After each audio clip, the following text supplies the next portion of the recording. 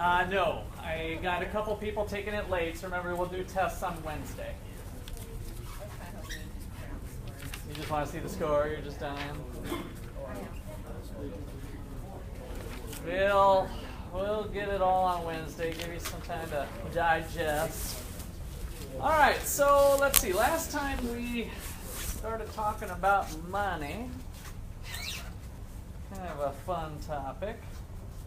Something that we can all relate to in one way, shape, or form. And we talked about stuff like checks and stuff like get my props out here. Got some bills, some currency. So, is this money? Careful, loaded question. Is it a counterfeit bill? It's not a counterfeit bill. All right, okay. You're the one who said it wasn't. What's that, Gabe? Okay, so where is it considered money? The United States, right? So we talked about the example of something that's generally accepted as a means of payment. Now, is this money? This is one of my personal checks here. See the little Iowa State symbol? I'm still a Cyclone. Now I'm a Ottawa High School Cyclone fan too, since my son is a freshman there. So, is this money? Is it not a medium of exchange? Huh? It's not a medium of exchange. Is it a medium of exchange? Look back in your notes what we had. Does it have a unit of account? It's not generally accepted. Generally accepted as a payment, checks. You guys are starting to become it. It's still pretty acceptable that way. If I sign my name to this piece of paper at Walmart, will they take it? Can I buy stuff? Right? So I am asking a bit of a trick question. Money in the United States? Yes or no? Yes. Money in the United States? Yes or no? Trick question. I already told you I was telling you a trick. So they both kind of almost the same size, aren't they? But look really carefully at the definition that I gave you last time. It said currency, and then by the way, where did that currency need to be? So it's all the currency out there. I gave you a little more detail to add to that. Held by the public. So not the stuff that's in bank accounts, right? Or I mean in bank vaults. Not the stuff that's in bank vaults. That is not considered money in circulation. So what we're trying to identify is the amount of money out there that can be used in transactions. So it's currency held by the public. What did I say about the checking part, the checks? Read the language carefully. I said, is this money? What does it say is money? That's the general definition, yes. But on the M1 definition, what did I give you? I gave you extra detail. Maybe not all of you put it in your notes. Checking account deposits. Is this piece of paper money like this piece of paper is money? No. No. So technically, again, that's why I wanted to throw out a couple loaded questions here, because we are really defining it as the government defines money so that we can then track better how money gets exchanged in the economy. It's the checking account balance, the deposit, the money that this represents that's actually out there. This particular piece of paper is a draw on that. So this piece of paper is not money, the paper itself. This piece of paper is. Right? This is legal tender. This represents an amount of money that's in an account that the bearer can take from that account.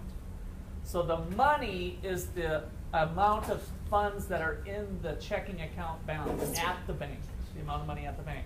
That's an important distinction as we'll get into more details here. All right, and then so what was the key with the M2?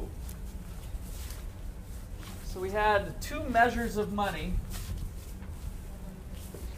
M1 plus the savings account, and then we talked about liquidity. So as we add more stuff to the definition, does our definition of money become more liquid or less liquid as we move from M1 to M2? less liquid, right? So the amount of liquidity falls, and then as we start to buy, other forms of assets, how we hold our wealth, they tend to become less and less liquid. If you hold your wealth in the form of a fancy car, it's not easy to unload. It's not very liquid. Okay. So let's talk about the history of banking. Previously, we talked about how banks make money. And what was the key thing to how they make money? What do they do? What do banks do to make money? Besides those crazy late fees that they charge you guys for not being able to balance your checkbook or overdoing those overdrafts. They make a lot of money that way too. But that's not the primary way they do it. It's with what, Corbin? Loans. So they take the money in that you guys put, give you a pretty low interest rate, but it's also risk-free, virtually. And then they loan it out to people that want to maybe do businesses, buy cars, buy houses. So on the consumer side as well as the business side, those loans have some risk. Sometimes people don't pay their bills back, right? So they charge a higher interest rate. So they make money on the interest rate spread. Okay. So little quick history of banking.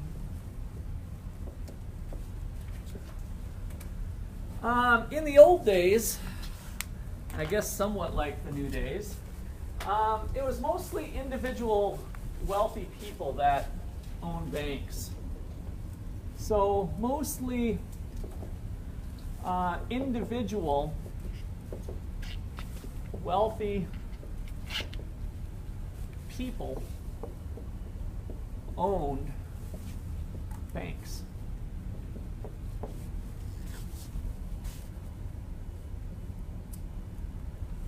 And they would do what modern banks do now.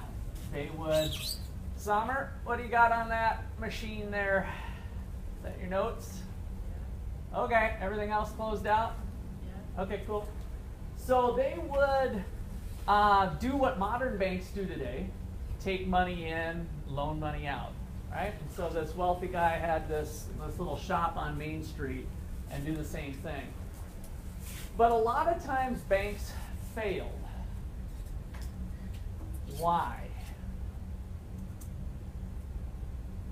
What might cause there to be some people that get panicked about the money they have on deposit? Imagine you're a small town and maybe this wealthy guy had a couple businesses, not really sure where all his money came from. And you have your money on there because you trusted them, and a lot of people trust them. A lot of people keep their money with old man money bags in town. And then that system would tend to become unstable. What kind of rumors might float around town that would cause that to be unstable? Old man Moneybags is using your money. Old man Moneybags is using your money. Old man Moneybags is having a little trouble. I heard that one of his businesses is going to fail, right? And so if we start to do the math, people know that they keep their money on deposit, thinking that old man Moneybags is going to make enough money to keep their money safe. But if rumors start to float around that some of his businesses aren't doing so hot, what do you as a depositor want to do? Get your money back. Get your money back. Be the first one in line when the bank opens and say, hey, I'd like to withdraw my deposit, right? And then there's more people behind you. And if everybody comes at one time, does old man Moneybags have the funds on hand to give everybody a withdrawal of their funds? No. How many of you have seen Wonderful Life? It's a Wonderful Life. Right? Old George.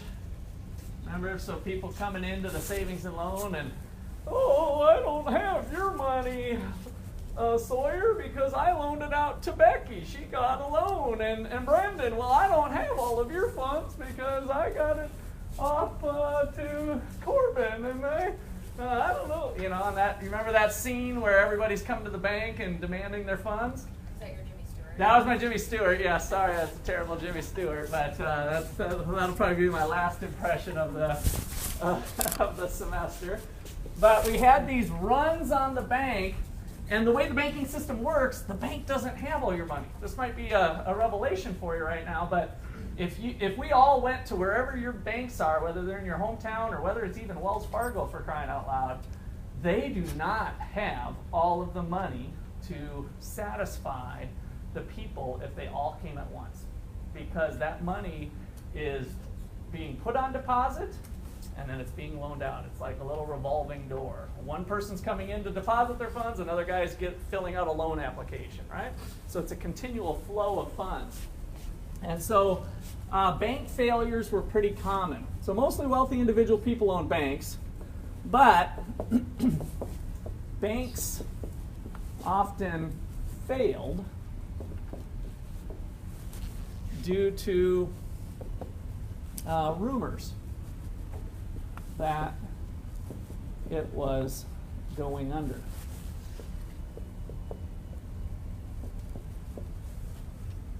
So this created what we call bank runs, a run on the bank. Bank runs. And the key point is that the bank does not have enough funds to get everyone their money at one time.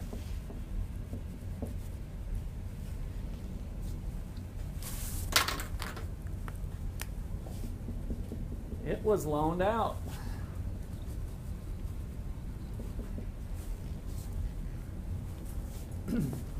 Banks make money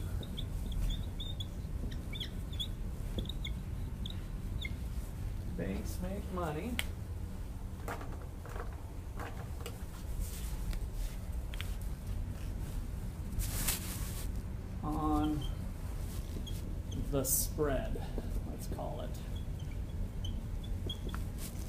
On the spread.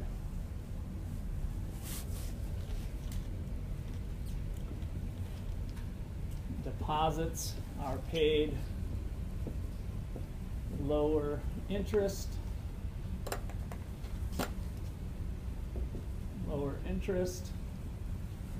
than the loans that are made.